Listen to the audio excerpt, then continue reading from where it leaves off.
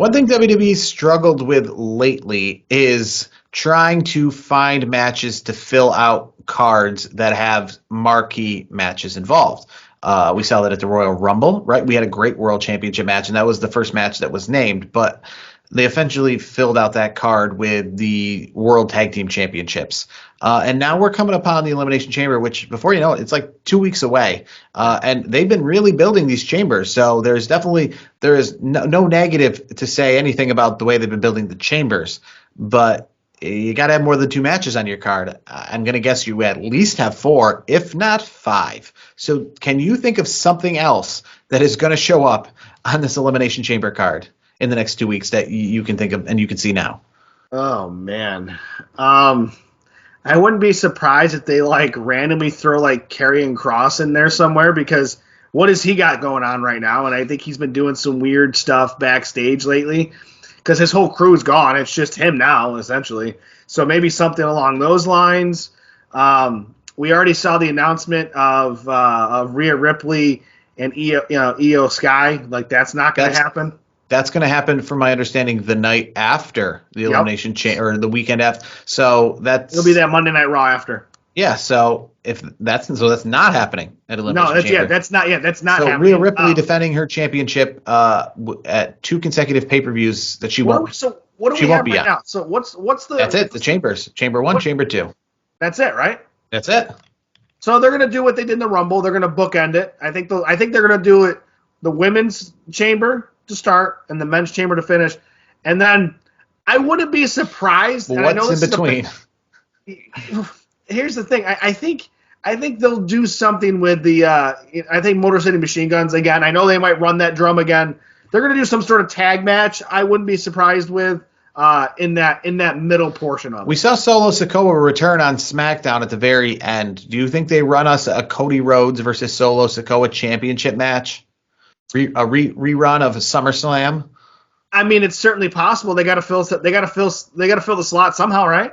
You know, the World Championship right now, though, it is so difficult to have that as a match and to make people actually invested that something could happen, because Royal Rumble, WrestleMania season, you just put your eyes on, that person. Like, we're not mentioning championships by name. Like, Jey Uso wasn't saying he was going to go after this championship or that championship. He was saying Gunther or Cody Rhodes. Everyone going into the chamber is saying they're going after Cody Rhodes, right? They're saying, so they even kind of said it before the Rumble to kind of, spoil the fun.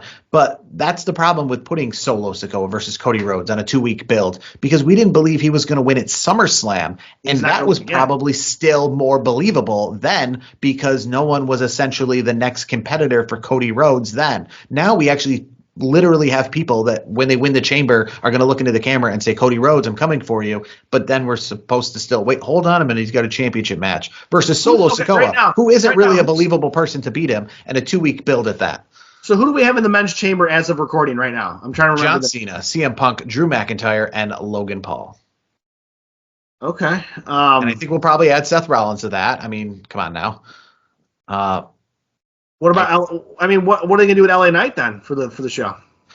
So from my belief, right, he already lost the match that was one of the qualifying match, right? He lost. Jimmy Uso and LA Knight were both defeated by Drew McIntyre to get Drew McIntyre in.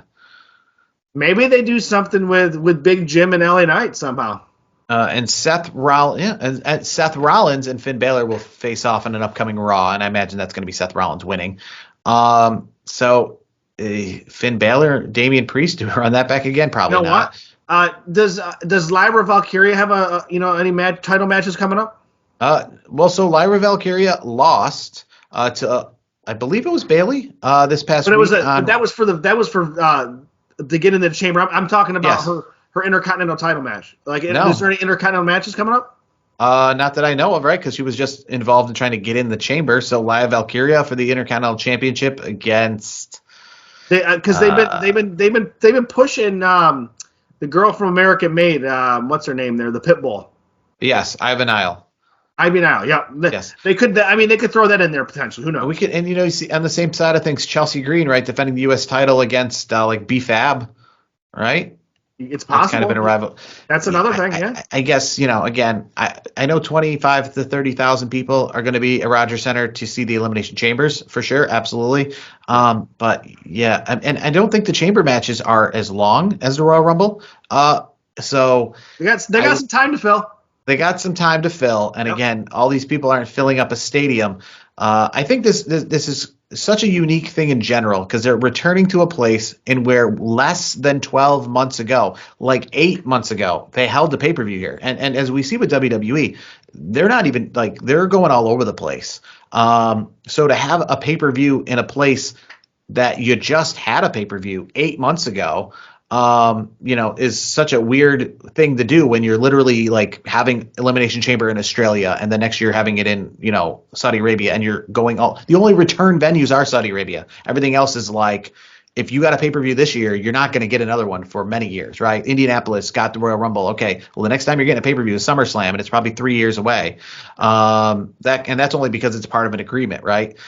So because they're making pay-per-views so special and like not returning to venues and doing that kind of thing, it is unique that they're doing this and returning to a city 8 months later, and then they're returning with Elimination Chamber. And I find it strange because your eyes, right?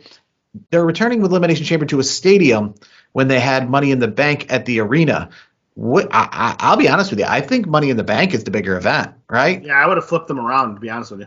Yeah, I think Money in the Bank to many is considered one of the big five nowadays when it comes to the WWE calendar. I would agree. And when they announced it was going to be in Toronto, I thought maybe it was going to be at Rogers Center because, the huge crowd they had in London at the arena, but a very good crowd. They attempted to do a stadium the year prior to that in Las Vegas, but then ticket sales made it so that they had to move indoors in Las Vegas for Money in the Bank. But it's very strange that they decided that now's the time, right? They've had SummerSlam in Toronto, and they've had Money in the Bank in Toronto. And the first event that they're having outside of the two WrestleManias that were held at this venue is going to be Elimination Chamber. So I just think kind of a unique perspective in that sense of, well, why wasn't Money in the Bank here then? Like, clearly, I think that would have been a better fit for the weather, for the time of year, for just, again, like where it sits on the calendar of what people think is important. But all right, we're having Elimination Chamber at Rogers Center in the middle of winter. That's